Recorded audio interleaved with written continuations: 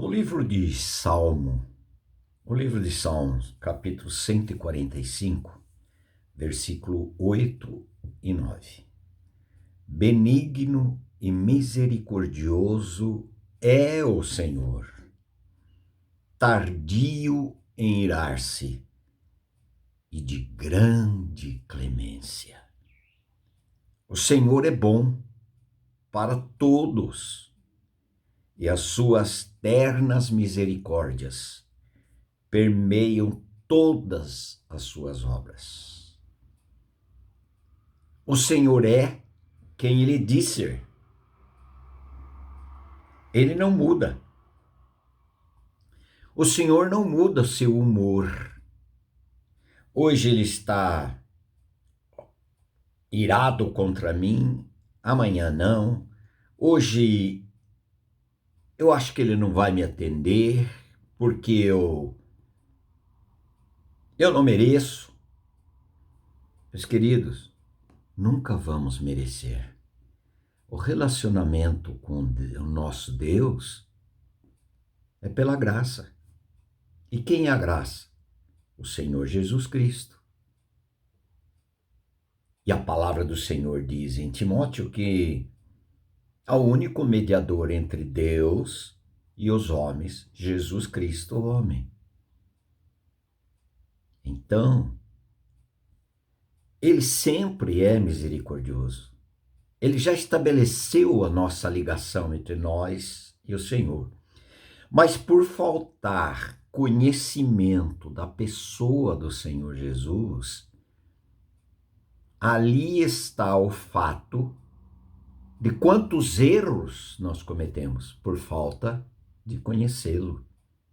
Ele não ouve a minha oração. Sempre ouve a nossa oração.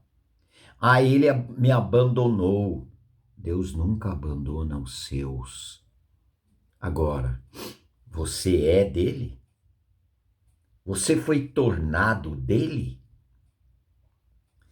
Porque a nossa natureza é Adão. Se não houve a obra da cruz em nós, ainda somos adâmicos, com a natureza, aquilo que os católicos dizem com tanta propriedade, pecado original. Nós já nascemos com o pecado original. E o que separa o homem de Deus? O pecado. O pecado separa o homem de Deus.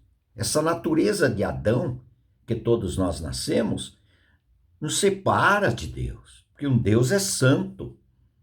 Como que ele vai andar de braços dados com o pecado? Ele enviou o Senhor Jesus Cristo. Deus encarnado tomou o pecado do pecador quando ele atraiu o pecador no seu corpo, João 12, 32 e 33. Jesus atraiu o pecador com o pecado, os pecados, natureza de Adão, que é o pecado. Atraiu. Nós fomos atraídos no corpo de Cristo. E ali a palavra do Senhor diz que nós fomos crucificados. Gálatas 2:20, Romanos capítulo 6, versículo 6. Sabendo, eu preciso saber disso, que o meu velho homem foi com ele crucificado. Foi. E o meu pecado foi tirado no corpo do Cordeiro de Deus. Porque João 1:29, o João Batista disse, o testemunho de João Batista a respeito do Senhor Jesus: eis o Cordeiro de Deus que tira o pecado do mundo. Ele não disse que só perdoa os pecados, mas disse tira. Quando ele tirou?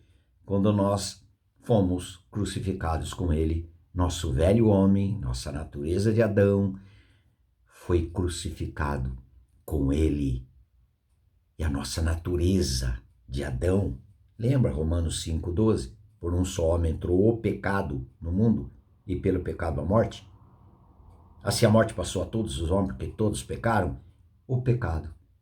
Sabendo isso, que o nosso velho homem foi com ele crucificado, para que o corpo do pecado fosse desfeito, aniquilado, foi tirado.